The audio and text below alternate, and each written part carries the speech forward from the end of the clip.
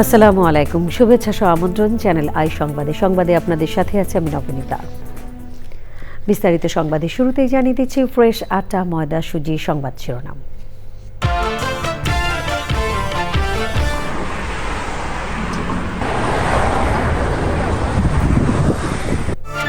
নতুন যুদ্ধ শুরু করে ইরানে যুক্তরাষ্ট্র ইসরায়েলের হামলা, জবাবে ইসরায়েল ছাড়াও সৌদি আরব, কাতার, কুয়েত, বাহরাইনে মার্কিন স্থাপনায় ইরানের আক্রমণ। পাকিস্তান আফগানিস্তান সীমান্তে সংঘর্ষে ৩৩১ তালেবান যোদ্ধা ও ৫৫ পাকিস্তানি সেনা নিহত। আফগান ভূখণ্ডে পাকিস্তানি বিমান ভূপাতিত করে পাইলট আটক। পাকিস্তান আফগানিস্তান উত্তেজনায় বাংলাদেশ নিরপেক্ষ থাকবে বললেন পররাষ্ট্রমন্ত্রী। জাতিসংঘ সাধারণ পরিষদের সভাপতি পদে ওআইসি সদস্যদের সমর্থনের প্রতিশ্রুতি। মানুষের নিরাপত্তা নিশ্চিত ও দুর্নীতিমুক্ত দেশ গড়তে সবার সহযোগিতা চাইলেন প্রধানমন্ত্রী। তেজগাঁও কার্যালয়ে কর্মকর্তা কর্মচারীদের সঙ্গে মতবিনিময়। এবং প্রথম আলো ডেইলি স্টারে হামলার ঘটনায় ২ মাসের মধ্যে চার্জশিট দিতে স্বরাষ্ট্রমন্ত্রীর নির্দেশ। বহির্বিশ্ব জেনেছে অন্তর্বর্তী সরকারের সময় উগ্রবাদীরা রমরমা ছিল মন্তব্য।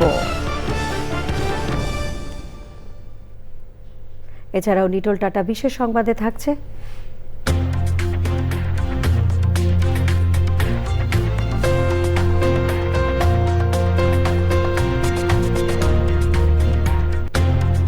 চ্যানেল আয়ে নির্বাচনী সংবাদের কাজে অংশ নেওয়া ৬ শিক্ষার্থীকে প্রশংসাপত্র তুলে দেওয়ার খবর।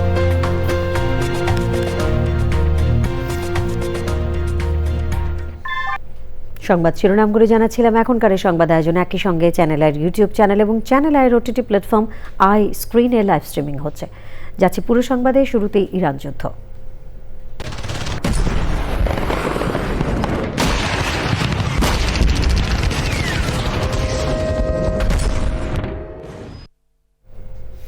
রাজধানী তেহরান সহ ইরানের বিভিন্ন শহরে হামলা চালিয়েছে ইসরায়েল ও যুক্তরাষ্ট্র। দক্ষিণাঞ্চলের মিনাব শহরের একটি প্রাথমিক বিদ্যালয়ে যৌথ হামলায় নিহত শিক্ষার্থীর সংখ্যা বেড়ে ৪০ জনে দাঁড়িয়েছে। জবাবে ইসরায়েলে হামলা চালিয়েছে ইরান। এছাড়া সৌদি আরব, কাতার, কুয়েত, জর্ডান, বাহরাইনে মার্কিন ঘাঁটি লক্ষ্য করে ক্ষেপণাস্ত্র হামলা চালিয়েছে ইরান। ইসরায়েলি সেনাবাহিনী সতর্কবার্তায় বলেছে, প্রতিরক্ষা ব্যবস্থা সম্পূর্ণ নয়, জনসাধারণকে সাইরেন এবং সরকারি নির্দেশনা মেনে চলতে হবে। বন্ধ রয়েছে মধ্যপ্রাচ্যের আকাশসীমা। ইফতেখার উদ্দিন জানাচ্ছেন। ইরান ইসরায়েল মার্কিন হামলার আগুন ছড়িয়ে পড়েছে পুরো মধ্যপ্রাচ্য জুড়ে। সংযুক্ত আরব আমিরাত ও অন্যান্য উপসাগরীয় দেশও আকাশসীমা বন্ধ করেছে। কাতার এয়ারওয়েজ ও টার্কিশ এয়ারলাইন্স বিভিন্ন ফ্লাইট বাতিল করেছে। আবুধাবিতে ইরানের ক্ষেপণাস্ত্র হামলায় ১ জন নিহত হয়েছে। বাহরাইন, কাতার, জর্দান ও কুয়েতে হামলার চালানোর পর নিন্দা জানিয়েছে সৌদি আরব। রাশিয়ার নিরাপত্তা উপপ্রধান দিমিত্রি মেদভেদেভ যুক্তরাষ্ট্রকে ইরানের সঙ্গে পারমাণবিক আলোচনার আড়ালে সামরিক অভিযান চালানোর জন্য সমালোচনা করেন। মার্কিন প্রেসিডেন্ট ডোনাল্ড ট্রাম্প ইরানের বর্তমান সরকার উৎখাতের জন্য দেশটির জনগণকে আহ্বান জানিয়েছেন। তিনি সতর্ক করেছেন, যারা অস্ত্র ত্যাগ করবে তাদের ক্ষমা করা হবে, অন্যথায় মৃত্যুর মুখোমুখি হতে হবে।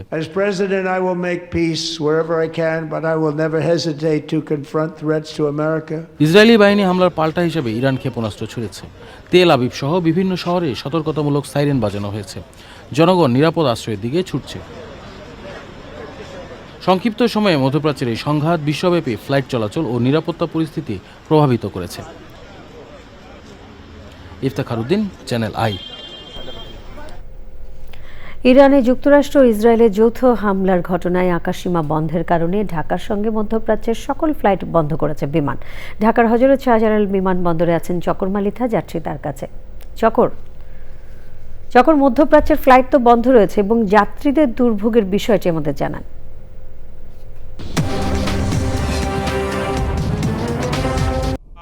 এই ইসরায়েল ইরান যুদ্ধ, পাকিস্তান আফগানিস্তান যুদ্ধ সব কিছু মিলে বাংলাদেশ থেকে যে পৃথিবীর বিভিন্ন দেশে যাওয়ার যে আকাশসীমা মূলত বলতে গেলে বেশ খানিকটাই ক্লোজ হয়ে গেছে, বন্ধ হয়ে গেছে। বিশেষ করে মধ্যপ্রাচ্যের উপর দিয়ে বা মধ্যপ্রাচ্য থেকে বাংলাদেশের যেসব এয়ারলাইন্স চলাচল করে বা বাংলাদেশ বিমানের যেসব ফ্লাইট চলাচল করে সবই এই যুদ্ধের কারণে দুপুরের পর থেকে বন্ধ করে দেওয়া হয়েছে। বাংলাদেশের জাতীয় পতাকাবাহী বিমান বাংলাদেশ এয়ারলাইন্স মধ্যপ্রাচ্যগামী সকল ফ্লাইট বাতিল করেছে। পাশাপাশি ওইসব দেশে যেসব ফ্লাইট ছিল সেসব থেকেও বাংলাদেশের দিকে আসা তাদের ফ্লাইট বাতিল করেছে। আবার আর মধ্যপ্রাচ্যের অন্যতম বড় এয়ারলাইন্স এমিরেটস এয়ারলাইন্স দুপুরের পর থেকেই তাদের অপারেশন বন্ধ করেছে। কিছুক্ষণ আগে আমি কাতার এয়ারওয়েজে কথা বলেছি, তারাও তাদের অপারেশন শুধু বাংলাদেশে নয় তাদের দেশেই অর্থাৎ কাতার থেকে পৃথিবীর সব দেশে তাদের ফ্লাইট চলাচল বন্ধ করে দিয়েছে। এখানে আরও অন্যান্য এয়ারলাইন্সের এই এয়ারপোর্ট থেকে চলাচল আসলে বন্ধ রয়েছে, যে কারণে এয়ারপোর্টে আমরা যে এত মানুষের চাপ দেখছি, দূর দূরান্ত থেকে দেশের বিভিন্ন প্রান্ত থেকে মানুষ এসেছে ফ্লাইটে যাওয়ার জন্য। তারা এসে এয়ারপোর্টে ফ্লাইট না পেয়ে অপেক্ষা করছে ফ্লাইটে তারা কিভাবে যাবে বা আদৌ যেতে পারবে কি না, এরকম একটা অবস্থার মধ্যে আছে। কিছুক্ষণ আগে হজরত শাহজালাল আন্তর্জাতিক বিমানবন্দর কর্তৃপক্ষ আমাদেরকে একটি প্রেস রিলিজ দিয়েছে। সেখানে তারা লিখেছে যে ইরান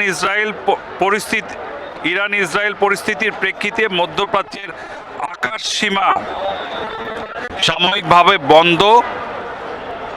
সাম্প্রতিক নিরাপত্তাজনিত পরিস্থিতিতে ইরান ইসরায়েল কর্তৃক হামলার ঘটনার মধ্যপ্রাচ্য অঞ্চলে আঞ্চলিক নিরাপত্তা ঝুঁকি বৃদ্ধি পেয়েছে। এর প্রেক্ষিতে সংশ্লিষ্ট দেশের বেসামরিক বিমান চলাচল কর্তৃপক্ষের সিদ্ধান্ত অনুযায়ী বাহরাইন, কুয়েত, দুবাই ও কাতার সহ কয়েকটি দেশের আকাশসীমা সাময়িক বন্ধ করা হয়েছে। উক্ত পরিস্থিতির কারণে সংশ্লিষ্ট রুট সময়ে নির্ধারিত কয়েকটি বাণিজ্যিক ফ্লাইট বিলম্ব অথবা পুনর্নির্ধারণ করা হয়েছে। আমরা এখানে বাণিজ্যিক ফ্লাইটের কথা বলছি, পাশাপাশি বাংলাদেশ থেকে যে আকাশপথে কার্গো পরিচালিত হয় সেটিও বন্ধ হয়ে গেছে এবং বাংলাদেশ থেকে জরুরি কিছু কার্গো পৃথিবীর বিভিন্ন দেশে মধ্যপ্রাচ্য হয়ে ইউরোপ, আমেরিকা যায়, সেগুলো বন্ধ করা হয়েছে। বিমান বাংলাদেশ এয়ারলাইন্সের সাথে কথা বলেছি আমরা। বিমান বাংলাদেশ এয়ারলাইন্সের পক্ষ থেকে বলা হয়েছে যে তাদের মধ্যপ্রাচ্যগামী সব ফ্লাইট বন্ধ করা হয়েছে। কানাডা এবং ইউরোপের ফ্লাইটের ব্যাপারে তারা সিদ্ধান্ত নিচ্ছে। কিছুক্ষণ চকর, ধন্যবাদ আপনাকে। আফগানিস্তানের কাবুল, কান্দাহার ও পাকটিকায় হামলা চালিয়েছে পাকিস্তান। পূর্ব আফগানিস্তানের নানগাহার প্রদেশে একটি পাকিস্তানি যুদ্ধবিমান গুলি করে ভূপাতিত করে বিমানের পাইলটকে আটক করার দাবি করেছে আফগান সরকার। পাল্টাপাল্টি হামলায় আফগানিস্তানের 331 তালেবান যোদ্ধা ও পাকিস্তানের 55 সেনা নিহত হয়েছে বলে জানিয়েছে বিভিন্ন গণমাধ্যম। আফগানিস্তানের বিরুদ্ধে জিরো টলারেন্স নীতি ঘোষণা করেছে পাকিস্তান। আফগান সেনাবাহিনী পাল্টা হুঁশিয়ারি দিলেও তালেবান সরকারের মুখপাত্র জানিয়েছেন সংকট সমাধানে সংলাপ চান তারা। উত্তেজনা নিরসনে যুক্তরাষ্ট্র হস্তক্ষেপ করবে না বলে জানিয়েছেন president Donald Trump. Sudipta Mahmud জানাচ্ছেন।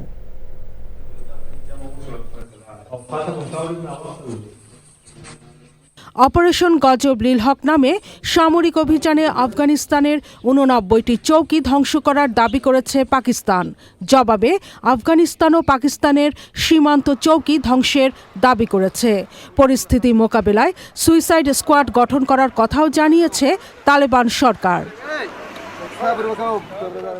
হামলা পাল্টা হামলার মধ্যে সেনা সদর দপ্তর পরিদর্শন করেছেন পাকিস্তানের প্রধানমন্ত্রী শেহবাজ শরীফ।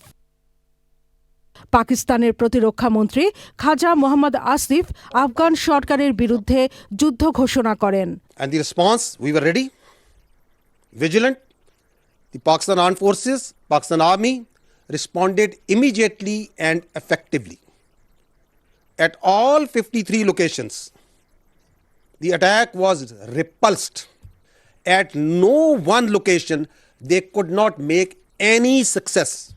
আফগানিস্তানের সেনাপ্রধান ফজলুদ্দিন ফিতরাত পাকিস্তানকে হুঁশিয়ার করে বলেছেন, ভবিষ্যতে কোনো হামলা হলে আরও শক্ত ও কার্যকর জবাব দেওয়া হবে। তবে সংলাপের কথা বলছে তালেবান সরকার।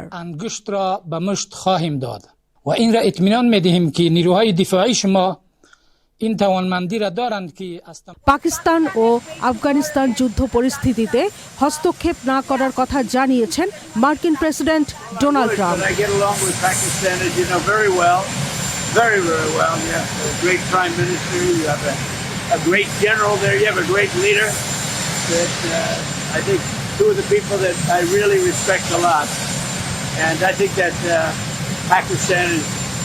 Doing terrifically well, yeah. Pakistan ও আফগানিস্তান সংঘাতে উদ্বেগ জানিয়ে আলোচনার মাধ্যমে সমাধানের তাগিদ দিয়েছে জাতিসংঘ এবং রাশিয়া, ইরান ও চীন সহ বিভিন্ন দেশ। Sudipta Mahmud, channel I. পররাষ্ট্রমন্ত্রী ডক্টর খলিলুর রহমান বলেছেন, পাকিস্তান ও আফগানিস্তানের যুদ্ধ পরিস্থিতিতে কারো পক্ষ নেবে না বাংলাদেশ। সৌদি আরব সফর শেষে শুক্রবার রাতে দেশে ফিরে বিমানবন্দরে সংবাদ সম্মেলনে তিনি বলেন, জাতিসংঘ সাধারণ পরিষদের 81তম অধিবেশনের সভাপতি পদের জন্য বাংলাদেশকে ওআইসিভুক্ত বিভিন্ন দেশ সমর্থন দেওয়ার প্রতিশ্রুতি দিয়েছে। প্রধানমন্ত্রী তারেক রহমান কোন দেশ প্রথম সফর করবেন তা এখনো চূড়ান্ত হয়নি বলেও জানান পররাষ্ট্রমন্ত্রী। রিয়াজ ইসলাম জানাচ্ছেন। সৌদি আরবের জেদ্দায় ফিলিস্তিন বিষয়ক ওআইসি নির্বাহী কমিটির বৈঠক শেষে শুক্রবার মধ্যরাতে দেশে ফিরে পররাষ্ট্রমন্ত্রী খলিলুর রহমানের সংবাদ সম্মেলন তুলে ধরেন ওআইসিতে ফিলিস্তিন প্রশ্নে বাংলাদেশের অবস্থান। প্যালেস্টিনিয়ান ভূমি দখলের নতুন পায়তারা করেছে, নতুন আইন প্রণয়ন করেছে অবৈধভাবে, এবং সেই বিষয়ে আমাদের জোরালো প্রতিবাদ এবং কার্যকর ব্যবস্থা গ্রহণ, এই দুটো বিষয়ের উপরে আমরা বিস্তারিত আলোচনা করেছি। আমরা সম্পূর্ণভাবে প্যালেস্টাইনের পক্ষে। পররাষ্ট্রমন্ত্রী বলেন, জাতিসংঘের সাধারণ পরিষদে সভাপতি পদে বাংলাদেশকে সমর্থন জানাবে ওআইসিভুক্ত দেশ। যে 40 বছর পর আবার আমরা এই পদে নির্বাচিত হওয়ার একটা সুযোগ পাচ্ছি, আর এই অঞ্চলের দেশ হিসাবে এই অঞ্চলের স্বার্থ রক্ষা, সেটা আমাদের একটা প্রধান দায়িত্ব। এই অঞ্চলের স্বার্থ যদি অঞ্চলের দেশগুলো না দেখে, বাইরে থেকে কেউ এসে দেখবে না। ওআইসি বন্ধু দেশগুলোর সঙ্গে কথা বলেছি, আমরা তাদের কাছ থেকে অকুণ্ঠ সমর্থন পেয়েছে, জোর সমর্থন পেয়েছে, এবং তারা বলেছেন যে তারা শুধু আমাদের সমর্থনই করবেন না, আমাদের প্রার্থিতার পক্ষে তারা সারা বিশ্বে প্রচারণা চালাবে। পাকিস্তান আফগানিস্তান যুদ্ধ পরিস্থিতি কারোর জন্য মঙ্গলজনক নয় জানিয়ে খলিলুর রহমান বলেন, বাংলাদেশ কারো পক্ষ নেবে না। আমরা প্রকাশ্যে এই বিষয়ে কিছু বলছি না, আমরা আমাদের মতন করে বন্ধুদের বোঝানোর চেষ্টা করছি যে এ ধরনের যুদ্ধ কারো জন্য মঙ্গলকর নয়। ওআইসিতে বিভিন্ন দেশের সাথে দ্বিপাক্ষিক সম্পর্ক আরও জোরালো করার বিষয়ে গুরুত্ব পেয়েছে বলেও জানান পররাষ্ট্রমন্ত্রী। রিয়াজ ইসলাম, চ্যানেল আই, ঢাকা। মানুষের নিরাপত্তা নিশ্চিত করা ও দুর্নীতিমুক্ত দেশ গড়তে সবার পূর্ণ সহযোগিতা চেয়েছেন প্রধানমন্ত্রী তারেক রহমান। তেজগাঁওয়ে প্রধানমন্ত্রীর কার্যালয়ে কর্মকর্তা, কর্মচারী ও দপ্তর প্রধানদের সঙ্গে মতবিনিময়ে তিনি বলেছেন, সবাই নিজের দায়িত্ব ঠিকভাবে পালন করলে সুন্দর বাংলাদেশ গড়ে তোলা যাবে। রাহুল রায় জানাচ্ছেন। প্রধানমন্ত্রী হিসেবে শপথ নেওয়ার পরেই তারেক রহমান ছুটির দিনেও অফিস করার ঘোষণা দিয়েছিলেন। গত শনিবারের মতো এদিনও সকাল সকাল তেজগাঁওয়ে প্রধানমন্ত্রীর কার্যালয়ে চলে আসেন প্রধানমন্ত্রী তারেক রহমান। কার্যালয়ের কর্মকর্তা, কর্মচারী ও দপ্তর প্রধানদের সঙ্গে মতবিনিময় করে প্রধানমন্ত্রী কিছু নির্দেশনা দিয়েছেন। আমার প্রত্যাশা থাকবে আপনাদের কাছে সেই রুলস এবং রেগুলেশনগুলো, ডিসিপ্লিনের ক্ষেত্রে আমরা কঠোরভাবে মেনে চলার চেষ্টা করব। রাষ্ট্র গঠনে নির্বাচনী ইশতেহার বাস্তবায়নের কথা বলে মানুষের নিরাপত্তা, দুর্নীতি রোধের কথা বলেন প্রধানমন্ত্রী। আমরা যে ম্যানিফেস্টো দিয়েছি, আমরা উল্লেখ করেছি কি আমরা করতে চাই বাংলাদেশের মানুষের স্বাস্থ্য ব্যবস্থা নিয়ে। সেই ম্যানিফেস্টোর মধ্যে আমরা উল্লেখ করেছি এই দেশের সন্তানদের শিক্ষা ব্যবস্থাকে আমরা কিভাবে গড়ে তুলতে চাই। আমরা যে ম্যানিফেস্টো জনগণের সামনে উপস্থাপন করেছি, সেই ম্যানিফেস্টো স্বাভাবিকভাবে আমরা বাস্তবায়ন করব। দুর্নীতি একটি বিষয় আছে, যেই বিষয়টিকে আমাদেরকে অবশ্যই অ্যাড্রেস করতে হবে, কিন্তু এই বিষয়টিকে একটি রাজনৈতিক দল হিসাবে, সরকার হিসাবে যদি আমরা অ্যাড্রেস করতে চাই, অবশ্যই আপনাদের মতন মানুষ যারা আছেন তাদের 100% সহযোগিতা ছাড়া আমাদের পক্ষে সেটি সম্ভব হবে না। মানুষকে অবশ্যই সেফ ফিল করতে হবে, সেটি রাস্তাঘাটে হোক, সেটি তার অফিস আদালতে হোক, সেটি পথ চলায় হোক, সেটি তার ব্যবসা বাণিজ্য হোক, এমনকি সেটি পরিবার নিয়ে যখন সে ঘরে থাকবে সেখানেই হোক। সরকারের কাছে সাধারণ মানুষের অনেক প্রত্যাশা রয়েছে, তা সবাইকে মনে করিয়ে দিয়ে সেই প্রত্যাশা পূরণে কাজ করার কথা বলেছেন প্রধানমন্ত্রী। বাংলাদেশের মানুষ অনেক প্রত্যাশা নিয়ে বর্তমান সরকারের দিকে তাকিয়ে আছে। বাংলাদেশের মানুষ বর্তমান সরকারের কাছে অনেক প্রত্যাশা, আশা, আকাঙ্ক্ষা তারা রাখছে, কিন্তু যে সরকারের কাছে প্রত্যাশা রাখছে বাংলাদেশের মানুষ, আপনারাও কিন্তু সেই সরকারেরই একটি অংশ, এবং সরকার ভালো চলবে তখনই যখন আপনারা সরকারকে সহযোগিতা করবেন। সরকার যদি ভালো করতে না পারে, স্বাভাবিকভাবে সেটির অংশীদার আমি, আপনি, আমরা সকলেই সেটির অংশীদার হব। প্রধানমন্ত্রী তারেক রহমান বলেছেন, সবাই মিলেই কাঙ্ক্ষিত বাংলাদেশ গড়ে তুলতে হবে। চেষ্টা করবে আমাদেরকে দেখেই। রাহুল রায়, চ্যানেল আই, ঢাকা।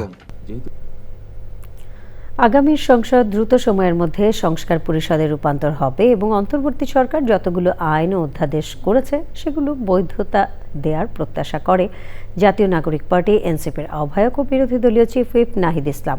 বলেছেন, আগামী সংসদ সেগুলো অনুমোদন করবে।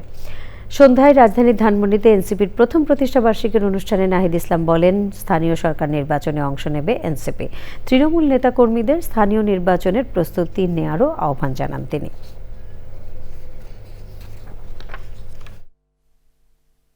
গণ অভ্যুত্থানই আসলে আমাদের শিকড়। গণ অভ্যুত্থান থেকে আমাদের যাত্রা শুরু হয়েছে।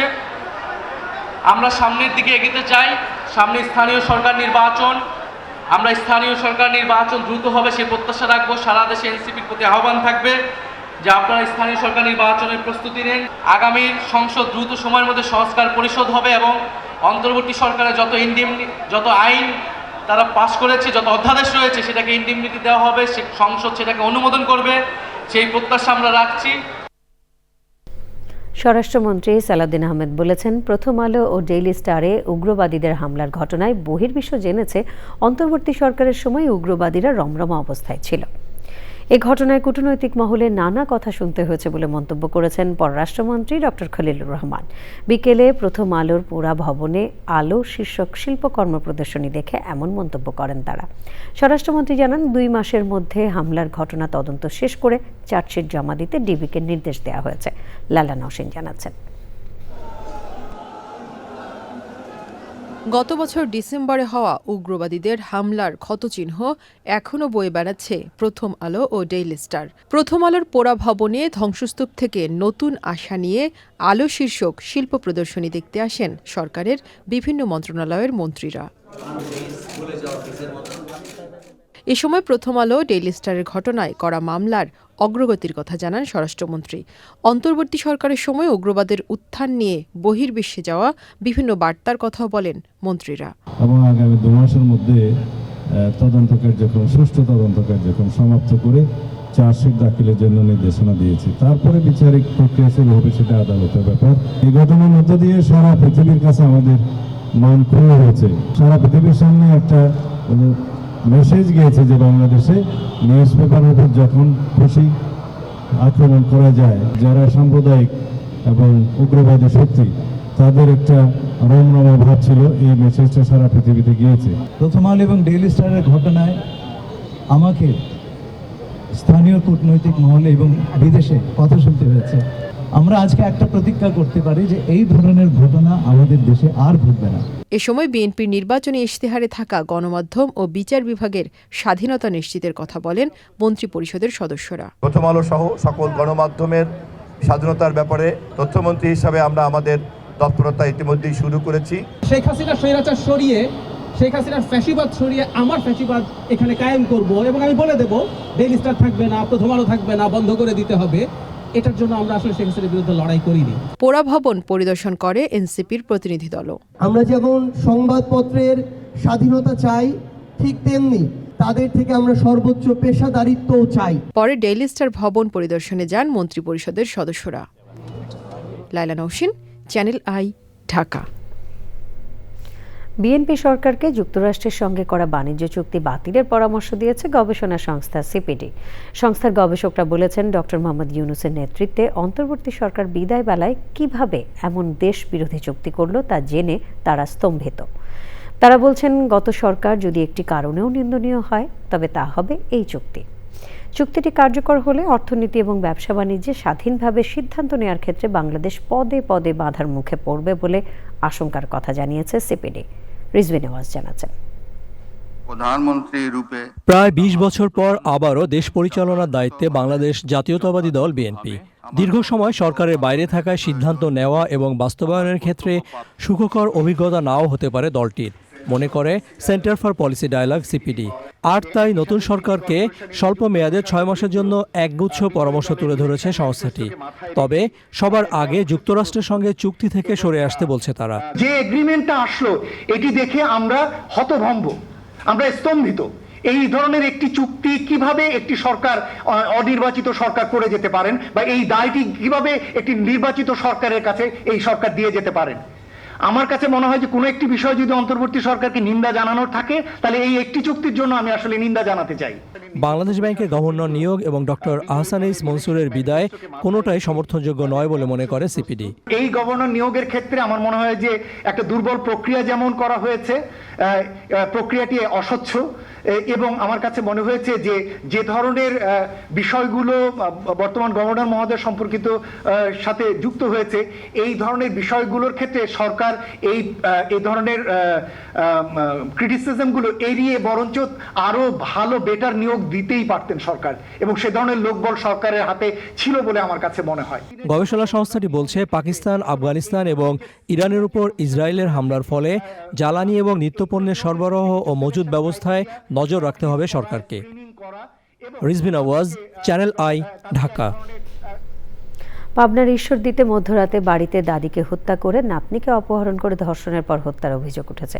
শুক্রবার রাতে ঈশ্বরদীর দাসুরিয়া ইউনিয়নের ভবানীপুর উত্তরপাড়ায় এই ঘটনা ঘটে।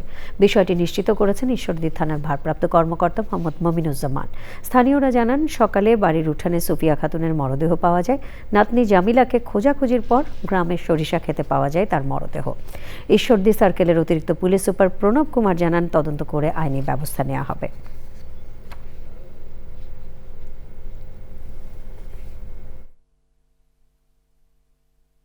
মার্ডারের সংবাদের প্রেক্ষিতে আমরা দ্রুত এখানে আসছি।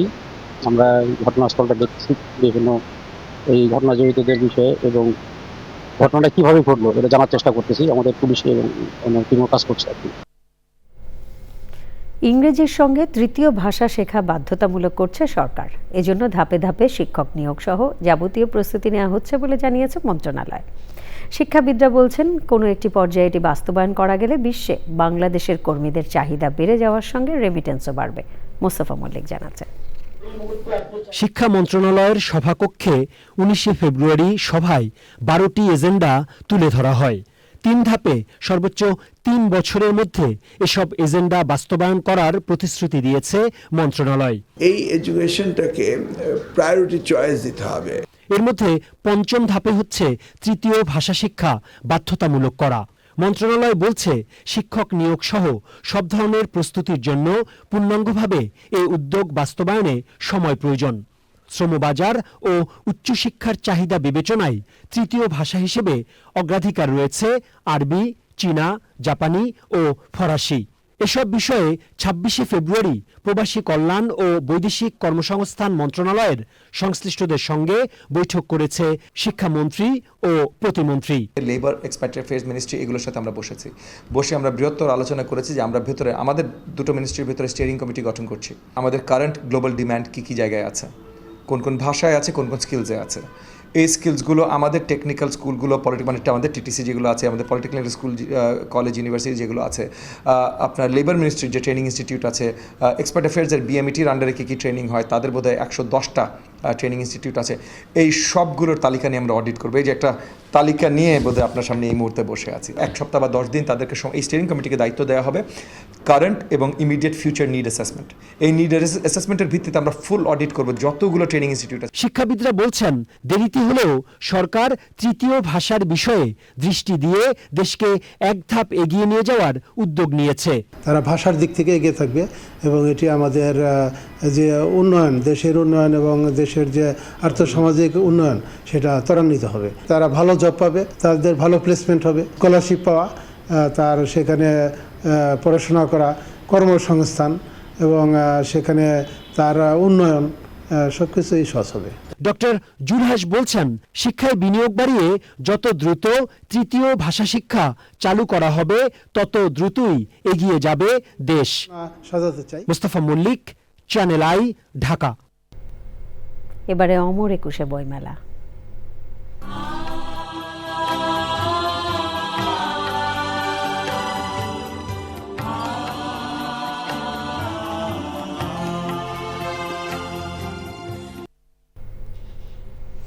অমর একুশে বইমেলার তৃতীয় দিনে শিশু প্রহরে থ্রিলার ধর্মী বই বেশি কিনেছে শিশু কিশোররা।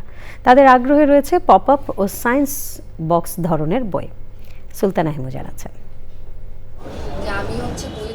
জ্ঞানভিত্তিক সমাজ আর দেশ গঠনে পাঠ্য বই যেমন গুরুত্বপূর্ণ, তেমনি সৃজনশীল বইও প্রজন্মের মেধা বিকাশে হয়ে উঠেছে অনন্য মাধ্যম। তাই তো অমর ২১শে বইমেলায় শিশু কিশোরদের জন্য নানা রঙে নানা ঢঙের পরিবেশনায় এসেছে শিশুতোষ বই। বইমেলার তৃতীয় দিনে সকাল থেকেই মেলা প্রাঙ্গণে দল বেঁধে আসে স্কুলের শিক্ষার্থীরা। দেশি বিদেশি কমিক্স ও থ্রিলার বইয়ের দিকে আগ্রহ বেশি তাদের। ফিজিক্স, বিজ্ঞান বিষয়ক বা গোয়েন্দা টাইপের এসব গল্প পছন্দ করি। আমার সায়েন্স ফিকশন ধরনের বই পছন্দ, বিভিন্ন গল্পের বই, আবার বিভিন্ন ধরনের জাপানিজ বুক আছে, আমার মাঙ্গা টাইপের, এগুলো পছন্দ। থ্রিলার, গল্পের বই, উপন্যাস এরকম। শিশুদের কাছে যেমন ধাঁধা আছে, থ্রিলার টাইপের বই বেশি বিক্রি হচ্ছে আমাদের এখানে। মেলায় সোহরাওয়ার্দী উদ্যানে শিশু চত্বরে হয় কাকতারুয়া পাপেট থিয়েটার শো। তবে কিছু অব্যবস্থাপনায় হতাশ অভিভাবকরা। বাসা থেকে আসার সময় বলে আসছে পাপেট শো দেখবে, হালুম দেখবে, এতটা আগ্রহ নিয়ে আসছে, কিন্তু আসার পরে দেখছি উপরে কিছুই নেই। এত রোদের মধ্যে বাচ্চাকে নিয়ে তো বসা যায় না। এবার ভালো লাগছে, কারণ এখনো তো ওরকম লোক সমাগম হয়নি। বাচ্চাদেরকে নিয়ে তো বেশি ভিড় হলে ঘুরতে কষ্ট হয়। শিশু প্রহরের জন্যই অ্যাকচুয়ালি আসা। প্রকাশকরা বলছেন পপ আপ আর সায়েন্স ফিকশন বই বেশি কিনছে শিশুরা। এই ফোকাস চ্যালেঞ্জ যেটা আছে সেটা বাচ্চা কাচ্চারা এই ফোকাস গেম খেলার মাধ্যমে তাদের মনোযোগ বৃদ্ধি, ধৈর্য বৃদ্ধিতে সহায়তা করবে অনেক বেশি। শিশুদের আগ্রহে পপ আপ বইটা বেশি বিক্রি হচ্ছে। এর বাইরে ডাইকাট, আমাদের ডাইকাট যেগুলো আছে এগুলো বিক্রি হচ্ছে। এবারও বইমেলায় বই কেনায় 25% ছাড় পাচ্ছেন পাঠকরা। Sultana Himu, Channel I, Dhaka. এরই সাথে সংবাদে নিয়ে নিচ্ছি খানিকক্ষণের বিরতি। আর বিরতির পর অন্যান্য সংবাদের সাথে জানিয়ে ফিরব। বলিভিয়ায় নতুন ছাপানো নোট পরিবহন করা সামরিক কার্গো বিমান বিধ্বস্ত হয়ে 15 জন নিহত, তদন্ত হচ্ছে দুর্ঘটনার কারণ। দক্ষিণ আমেরিকার দেশ বলিভিয়ায় সামরিক কার্গো বিমান বিধ্বস্ত হয়ে কমপক্ষে 15 জন নিহত হয়েছেন। দেশটির দ্বিতীয় বৃহত্তম শহর এল আলতোয় এই দুর্ঘটনা ঘটে। দেশটির প্রতিরক্ষা মন্ত্রণালয় জানিয়েছে হারকিউলিস C-130 বিমানটি নতুন ছাপানো নোট পরিবহন করছিল। বলিভিয়ার উড়োজাহাজ চলাচল নিয়ন্ত্রণকারী কর্তৃপক্ষ জানিয়েছে সান্তাক্রুজ শহর থেকে আসা উড়োজাহাজটি এল আলতো আন্তর্জাতিক বিমানবন্দরে অবতরণ করার সময় রানওয়ে থেকে ছিটকে পাশের মহাসড়কে যানবাহনের উপর আছড়ে পড়ে। দুর্ঘটনার পর এল আলতো বিমানবন্দর কিছু সময়ের জন্য বন্ধ রাখা হয়। বিভিন্ন গণমাধ্যম জানিয়েছে বিধ্বস্ত বিমান থেকে নোট সংগ্রহে লোকজন জড়ো হয়। বিমান দুর্ঘটনার কারণ তদন্ত করা হচ্ছে। নিটোল টাটা, বিশেষ সংবাদ।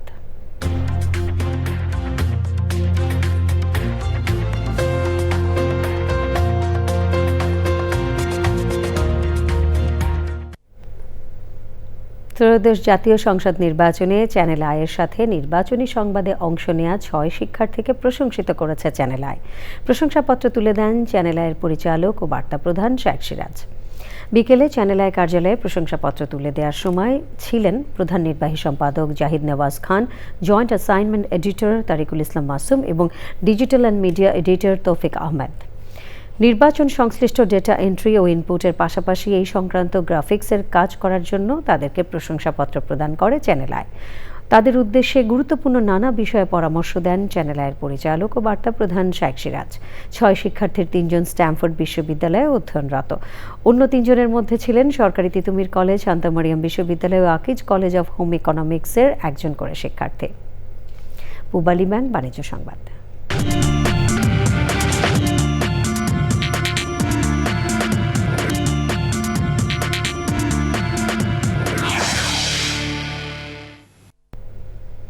ব্যক্তি খাতে কর বাড়ানো হবে না বলে জানিয়েছেন বাণিজ্যমন্ত্রী খন্দকার আব্দুল মুক্তাদির।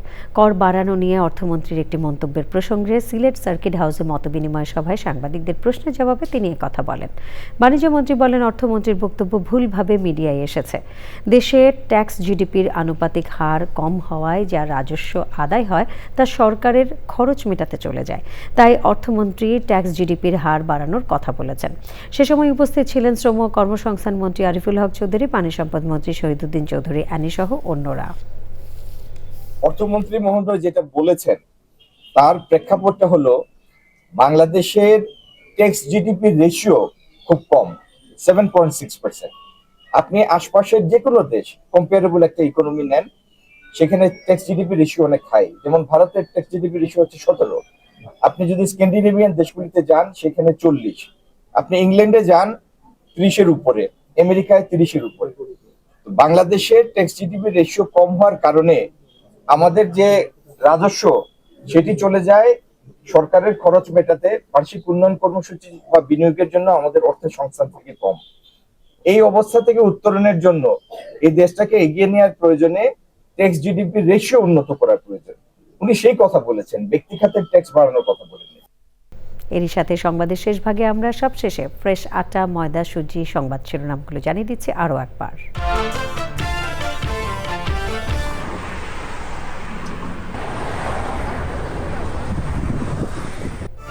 নতুন যুদ্ধ শুরু করে ইরান ও যুক্তরাষ্ট্র ইসরায়েলের হামলা, জবাবে ইসরায়েল ছাড়াও সৌদি আরব, কাতার, কুয়েত, বাহরাইনে মার্কিন স্থাপনায় ইরানের আক্রমণ।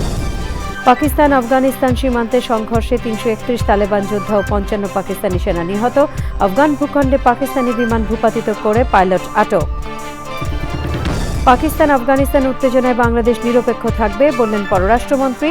জাতিসংঘ সাধারণ পরিষদের সভাপতি পদে ওআইসি সদস্যদের সমর্থনের প্রতিশ্রুতি।